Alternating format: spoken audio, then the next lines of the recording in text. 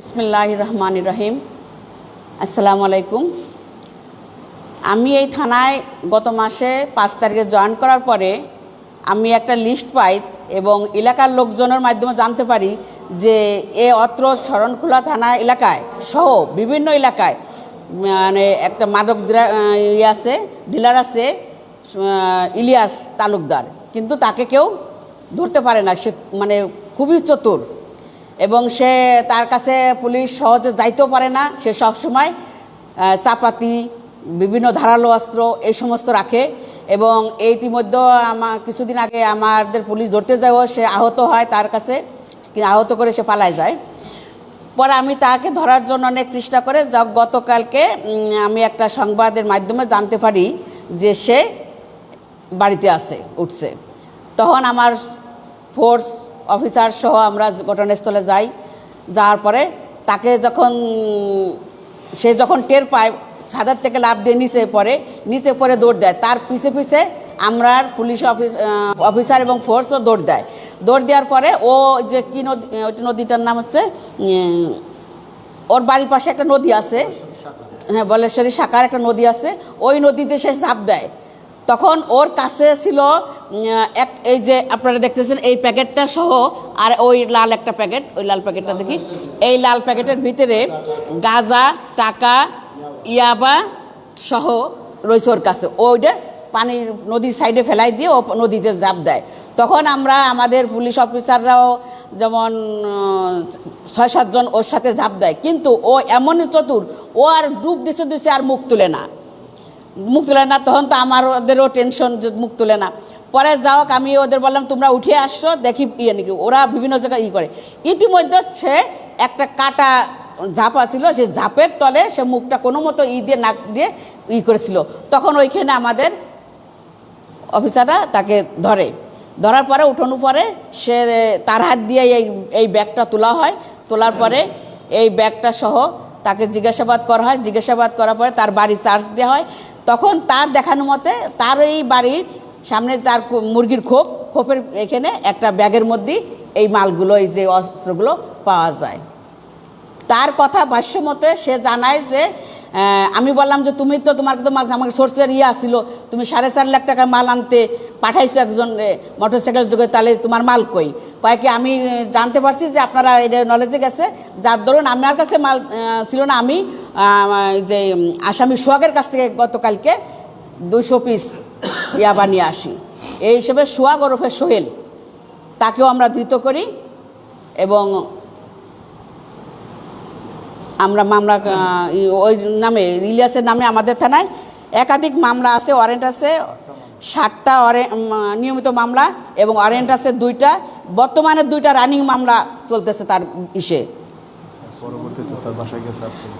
পরবর্তীতে তার বাসায় যে সার্চ করার পরে মাদক হয়তো কেউ করেছে, কিন্তু আমরা এই যে অস্ত্রগুলো তার দেখানোর মতে ওই যে মুরগির খোপের কাছ থেকে একটা ইসের মধ্যে পাই, সেই তার নিজ হাতে উদ্ধার করে দেওয়ার পরে আমরা সেখানে জব্দ তালিকা করেন।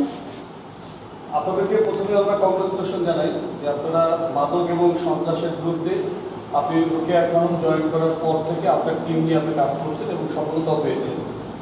আপনি যে প্রেস ব্রিফিং করলেন সেটা যে বললেন যে আসলে যিনি মাদক ব্যবসায়ী এবং সন্ত্রাসী ইলিয়াস, তাকে আপনারা গ্রেপ্তার করেছেন একটি দুঃসাহসিক অভিযান পরিচালনা করে। আপনারা এই অভিযান পরিচালনা করতে গিয়ে কি কি চ্যালেঞ্জ ফেস করেছেন? সে আসলে তো এমন মানে বললাম না যে সে সবসময় নাকি তার কাছে অস্ত্র থাকে, আমি শুনছি, কিন্তু অস্ত্র থাকলেও যে আমরা চাই যে শরণখোলাটা আমার কাছে বিশেষ করে একটু অন্যরকম, কারণ শরণখোলা কেউ আসতে চায় না। আমার কাছে অন্যরকম যে আমি এই শরণখোলায় ছোটোবেলায় আমার ছাত্র স্কুল জীবন, প্রাইমারি স্কুল জীবন এই এলাকায় চলছে। তা সেই হিসেবে আমি বলবো যে আমি এখানে যেহেতু আল্লাহ আমার সুযোগ দিচ্ছে এখানে আসার, তো সেই তো আমি চাই যে এই এলাকাটা মানে আরও উন্নত হোক এবং এই মাদক নির্মূলভাবে একদম 0 পয়েন্টে আসুক। আমি আমার যদি আল্লাহ তৌফিক দান করে আমি এইটার মানে একটা অধাবদ্ধ হয়ে আমি এই এলাকায় নড়তেছি। সেই তো আমি তার এই অস্ত্র ভয় না করে আমার অফিসার ফোর্সে বলছি যে একদিন আমরা যেহেতু মানে জীবন পাইছি, সেই তো আমার একদিন মৃত্যু আবার হবে। তা যদি ওর হাতে আমাদের মৃত্যু লেখে থাকে তাহলে হবে, তবুও তোমরা তাকে আমার চাই চাই তো চাই যে কোনো মূল্যে। আপনি বলেছেন যে তার নামে আপনাদের বিভিন্ন মামলা রয়েছে, হ্যাঁ, সেই মামলায় কি শুধু মাদক জড়িত? মাদক জড়িত মামলাই বেশি, 6টা মামলা আছে মাদক জড়িত, আর 2টা আছে আদার্স মারামারি, কারণ সে তো অন্য সাইজের লোক। আরেকটা প্রশ্ন হলো, আপনারা বলেছেন যে আপনারা যে অভিযানে যাবেন এটুকু জানতে পেরে গেছে, এটা জানার উনি জানতে পারলো কি আপনাদের পক্ষ না না, জানতে পারছে ওয়ার্মা যায় তো ওদের ঘর তো একটা, আপনারা জানেন কি না, ওদের ঘর একটা বিল্ডিংওয়ালা ঘর, তা এমনই যে তার ঘরের মধ্যেই প্রত্যেক দরজা ঢুকলে সে বেরোনো, সে তো ওইভাবে তার ঘরটা তৈরি করা যে প্রত্যেক রুম থেকে সে বেরোইতে পারবে, এমনভাবে যে সে যে কোনো মধ্যে যে কোনো জায়গায় থাকলে যে কোনো রুমে থাকলে সে পালাইতে পারবে। এমনকি তার ছাদটা এমনভাবে করছে যে তার ছাদের পিছনে 2টা নারকেল গাছ আছে, নারকেল গাছ ধরে সে টুস করে আগে নিচে পড়তে পারে, এমন অবস্থা তার বিল্ডিংটা। সে পূর্ব পরিকল্পিতভাবে হয়তো বিল্ডিংটা করছে, নতুন বিল্ডিংটা করছে, সেই পূর্ব পরিকল্পিতভাবে তার পলানো পথ দিয়ে এবং পিছন সাইড দিয়ে এমনভাবে করছে যে সে যে কোনো সময় এই করতে পারবে, 1 মিনিটের মধ্যে সে পালাতে। তখন সে জানতে পেরেছে যে আমরা যখন দরজার কাছে মোটরসাইকেল নিয়ে আমার লোক, ওইখানে তো মোটরসাইকেলে যাওয়া 3-4টে মোটরসাইকেল নিয়ে যাওয়াটা যে কোনো মানুষের সন্দেহ হবে, তা সে তো ভালো করে এ বিষয় আছে, তা সে ওইটা পাইয়ে ওর নিচে লাভ দিয়ে, তখন আমরা টের পাইছি যে সে নিচে দিয়ে আলাদা, তখন আমাদের লোকজন তার পিছিয়ে ধাওয়া দেয়, ধাওয়া দিয়ে সে নদীর পড়ে। আপনারা রাজনৈতিক কোনো প্রতিবন্ধকতার সম্মুখীন হয়েছেন বা সহযোগিতা পেয়েছেন? বুঝি নাই। রাজনৈতিক কোনো প্রতিবন্ধকতার সম্মুখীন হয়েছেন? না না, এই বিষয়ে আমার শরণখোলার রাজনৈতিক এরা আমাদের আর কি মানে সহযোগিতা করে এই মাদক বিষয়টা। বিষয় হচ্ছে আমি আপনি যোগদান করার পর থেকেই আমরা দেখতে পাচ্ছি আপনি মাদকের বিরুদ্ধে যুদ্ধ ঘোষণা করেছেন, মাদক কারবারি এবং যারা মাদক ব্যবসা করে।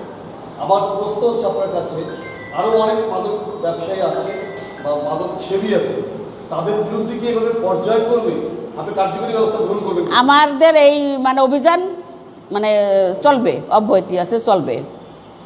যত সময় আমরা 0 পয়েন্টে না আনতে পারবো তত সময় আমাদের চলমান থাকবে। আর এর নামে ইলিয়াসের নামে ওয়ারেন্টও আছে। সোহাগ নামে যারা গ্রেপ্তার করা হয়েছে তার নামে কি এর পূর্বের মতো মামলা আছে? হ্যাঁ, মামলা আছে। আচ্ছা, এই যে ঘটনা ঘটার পরে আপনারা গ্রেপ্তার করার পরে তার থেকে কোনো নতুন কোনো তথ্য পেয়েছেন কিনা, মানে এর পেছনে আরো কোনো ঘটনা? আসলে যে তথ্য আমরা পাইছি তথ্য তো অবশ্য পাইছি, কিন্তু সেই তথ্যগুলো আমরা করব না, পেয়েছেন কিনা যাচাই বাছাই করে আমরা ব্যবস্থা নিব, কিন্তু আমরা এই মুহূর্তে আপনাদের কাছে আমরা